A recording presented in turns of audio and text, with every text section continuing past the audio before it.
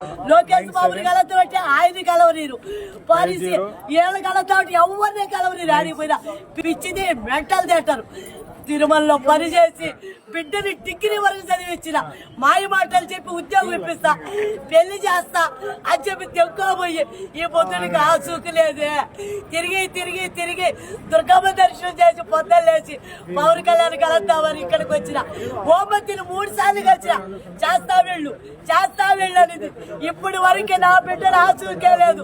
దయచేసి నా బిడ్డను ఎంచారు వచ్చి బయట పెట్టండి. దయచేసి నా బిడ్డను ఉద్యోగం ఇప్పించి పెళ్లి చేయండి. నా కాడికి రాకుండా పర్వాలేదు.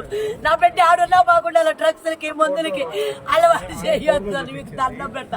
సీఎం సారు ఎంచారు తిరుమతలో ముమ్మరంగా నాలాంటి పేదోళ్ళ పిల్లకాయలందరూ తెక్కపోయి ఎంచారు పెడుతున్నారు. నా బిడ్డను మాత్రం కాపాడుతండ్రి.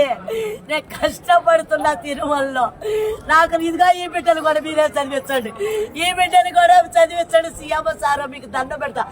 మీకు నారావారి పల్లికి వచ్చిన కలిసిన ఆడ పోలీసులు నన్ను భయపెట్టారు. సీఎం సార్కి చెప్పొద్దు. రేడుగొట్టి అమ్మారు వీళ్ళందరూ చంపేస్తున్నారు.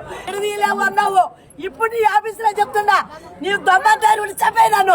మీ పియ్య కూడా మా ఇమి చేతుల్లో ఉన్నాడు. చంపేయండి, అందరూ కలిసి చంపేయండి. మా ఇమ్మిలు ఇద్దరు దుఃఖమయ్యాయి. ఏమనే చేసుకోండి. తల్లి పోరాటం ఎంత బాగా అంటే ఏ తల్లికి కష్టాలు రాకూడదు. ఏ పేదవాళ్ళకి పిల్లలు దుఃఖమయ్యి వ్యాపారం పెట్టి తల్లుల్ని ఆఫీసుల చుట్టూ తిరిగి తిరిగి తిరిగి కొట్టినారు. డిఎస్పీ ఆఫీస్ కాడికి పోతే ఈ విధంగా కొట్టారు. కలెక్టర్ ఆఫీస్ పోతే ఈ విధంగా కొట్టారు. నా బిడ్డల కోసం పోరాటానే ఉంటారు. నన్ను ఎందుకు కొట్టారు?